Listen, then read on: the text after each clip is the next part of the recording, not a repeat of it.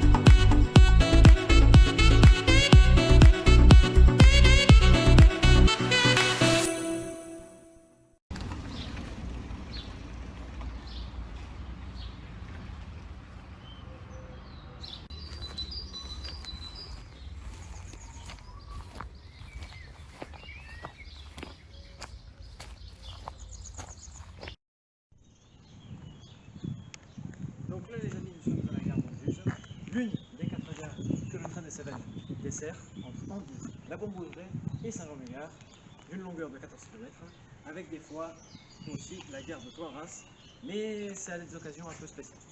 Donc cette voie permet d'admirer le joli parcours des Cévennes avec un vieux moulin qu'on peut voir sur le devant assis à côté de la fenêtre. On peut voir aussi des troupeaux de moutons qui peuvent traverser les voies des fois. Ça permet d'admirer un trajet et ça permet de voir le voyage dans les Cévennes parce que l'histoire pour créer cette voie est spéciale et intéressante. Vous êtes prêts? On en parle. Et les amis, nous commençons l'histoire de cette voie de chemin de fer en 1879 de la ligne de la création PLM Paris-Lyon-Méditerranée. Il a fallu attendre 2 ans plus tard, en 1881, pour que le maire, banquier, financier, mais chef des travaux dans ce village, nous accorde l'autorisation pour commencer les travaux de ce chemin de fer, qui relie aussi à Alès pour ces mines de charbon très convoitées. L'accord a été pris en 1897, les travaux devraient commencer en 1903, mais il a fallu attendre 2 ans plus tard pour que les travaux commencent réellement. Cette longueur de chemin de fer doit faire 13 km de longueur. Mais ce qu'ils n'ont pas prévu, c'est que le chemin de fer doit traverser un paysage aussi compliqué pour se tracer. Utiliser un chantier un peu spécial puisqu'il doit passer un relief de Cévennes un peu accidenté avec toutes ces montagnes et tout ça. Donc il a fallu construire d'importants ouvrages de ponts, de tunnels et faire les rails, le ballast et tout ce qui est avec. Créer des bâtiments, mais aussi de créer des bâtiments d'Orduz, de Saint-Jean-du-Gard et de Thorras pour le tout, avec un budget en tout de 200 millions d'euros. Donc les amis, nous commençons par le train de la gare de Cévennes. Vous partez d'ici, jusqu'à Saint-Jean-du-Gard. Le voyage est passionnant. Pour ceux qui veulent, pour ceux qui aiment ce genre de truc, vous venez ici, vous passez dans le coin et vous le faites. On continue, venez. C'est tout.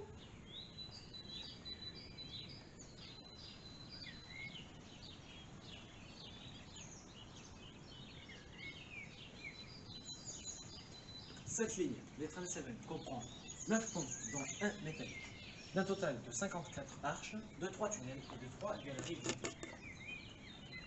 Pour cette ligne, qui est exploitée au début des années 1910-1920, ça a bien pris avec le train des voyageurs, surtout le train des marchandises pour la soierie qui était très exploitée dans le département du Gard.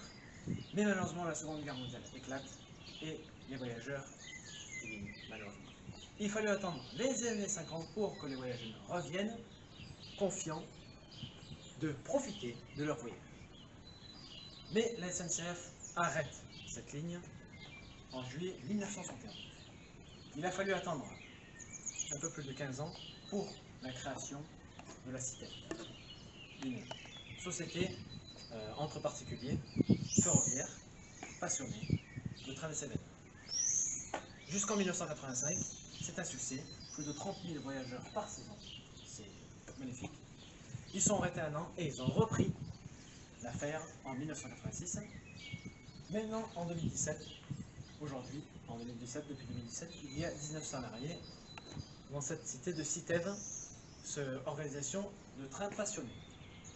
Ils font aussi la restauration des chemins de fer à vapeur, de la locomotive spécialement, que je vous montrerai dans une vidéo où le train passe. Là, le train passe pas actuellement parce qu'en Covid, on ne peut pas, parce que voilà, il faut respecter les règles sanitaires, tout ça. Mais je vous montrerai juste après ceci, le train des Cévennes, un exemple.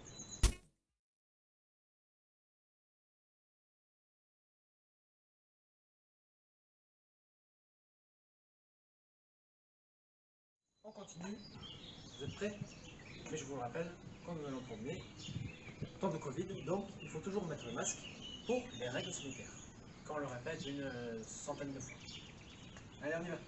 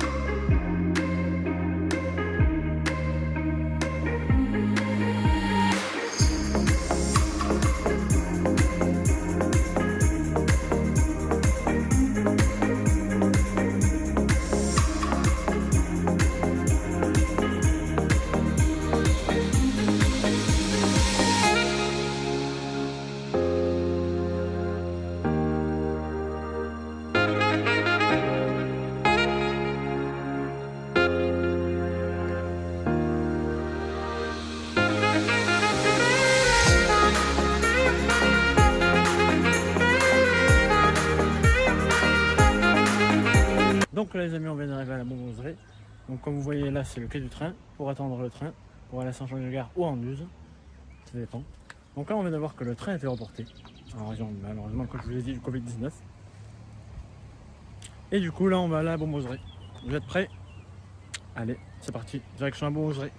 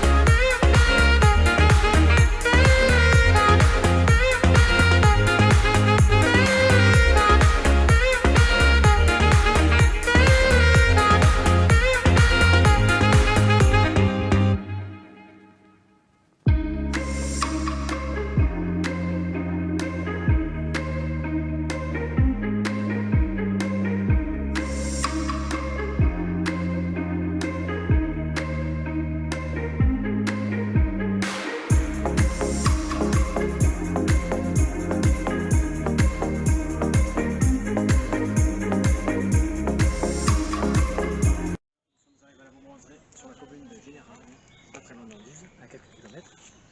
Donc, nous allons visiter cet endroit magnifique et je vous propose ensuite de voir l'histoire de cette cité de Beaumoseray, créée il y a plus de 165 ans par un certain Eugène Moser. Vous êtes prêts? Alors, c'est parti. Allez, allez.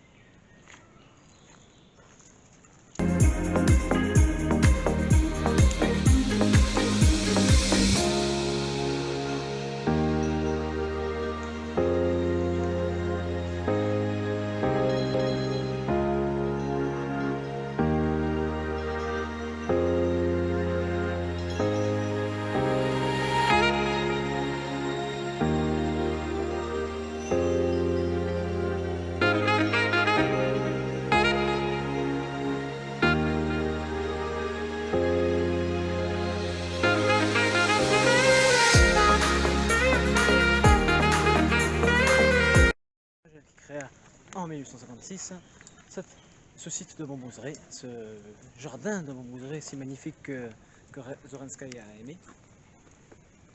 Donc en 1855, il commence les irrigations d'eau pour que ce soit vitaux pour les plantations. Un an plus tard, un orphelin de Cévennes, il est donné à son oncle, un armateur marseillais très riche, qui à sa mort lui donnera sa fortune. En 1902, Gaston Nègre achète la Beaumoseray et poursuivra l'œuvre de Mazel. Ce sera 43 ans plus tard, en 1945, que son fils, Maurice, ingénieur agronome, prendra la relève de son père. Il ouvrira le parc au public, moyennant un droit d'entrée dans le parc. Le parc fut très gravement endommagé par les inondations du fleuve Gardon en 1958. En 1960, que son épouse Janine reprend le domaine. Ensuite, sa fille qui reprendra avec son mari qui est aussi un ingénieur agronome qui reprendra le site.